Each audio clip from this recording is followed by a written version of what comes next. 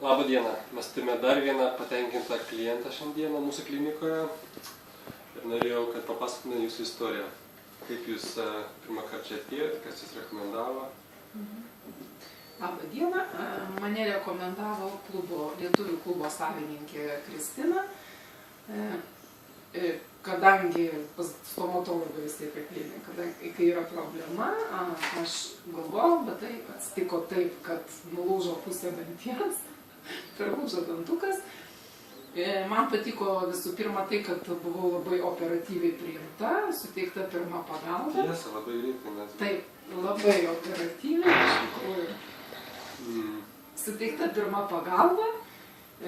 Aš tikrai labai esu patenkinta aptarnavimu, sesutėmis, gydytojų procedūros vyko labai punktualiai, labai laiku.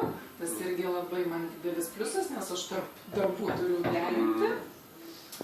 Ir iš tikrųjų neįskaudėjo. Ir per kelis kartus, ir va dabar turiu naują dantuką. Padarysim bandymą. Labai gražų. Tai va, labai iš tikrųjų džiaugiuosi, darėm dar vieną plombą, plombavome dantį, irgi be jokių problemų. Suskausminom, ramiai susitvarkėm, išsivalėm. Viskas labai šaunu, labai geras specialistas. Gerai, o rekomenduotumėt kitiems draugams?